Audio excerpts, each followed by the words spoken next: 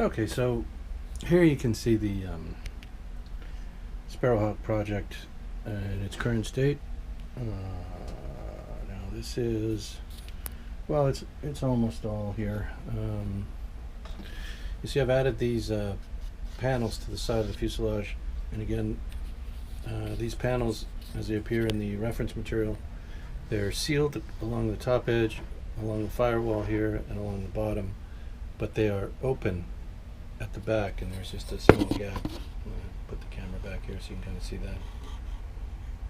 So I'm not exactly sure what that is for. Is that part of the cooling, radial heat, radiation off of heat radiation off of the engine, and a way for that to evacuate the airplane? I don't know. I just know that it exists, and I've added the panels to both sides of the airplane to replicate that feature. So what I did then was, once I had the side panels figured out, I took a tracing paper, essentially tissue paper, the airplane covering material that I don't use, and just use that like tracing paper, and just drew it tight across the top here, drew a line along this edge, the other edge, the front, and then kind of how I wanted to shape it over the top of the wing here, and then rubbed that out onto the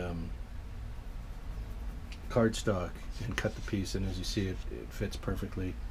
That method works every time.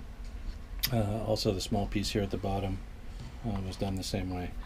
So the nose of the airplane now is sealed in the cardstock, and the idea there again was to replicate the side panels that have a vent escape out of the back edge there.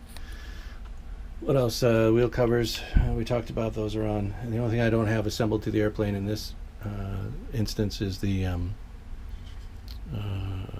scope or gun sight is not attached. The windscreen is not on yet, and the tail wheel, I haven't attached that here, but the everything else, I think, again, except for the motor, and that's just going to go right there.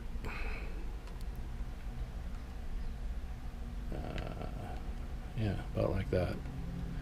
So that's our Sparrowhawk, pretty much as it's going to appear.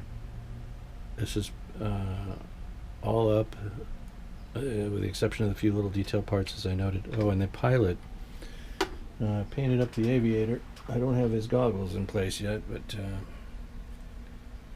there's our intrepid aviator. Still without his flying goggles, but that's going to go into the airplane. And again, I'll pull those shoulder straps right over the pilot figure once he's installed. And yeah, I guess the other big thing I don't have on here yet is a propeller. I haven't fabricated the prop for the motor yet.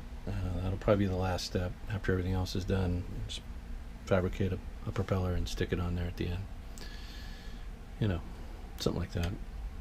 Right, so there's the Sparrowhawk, man. It's I think it's going to turn out okay. Should look all right.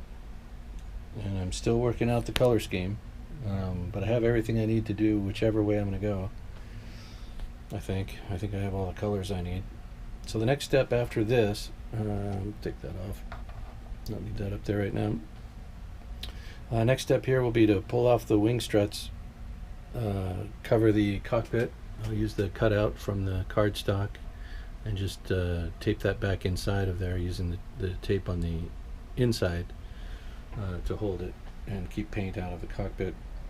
And then I'll get the surfacing primer, white surfacing primer, actually the gray first, and then the white surfacing primer onto it. We'll sand that with a 400 grit, just lightly sand that smooth with the 400 grit, not go through the paint, but smooth the paint out.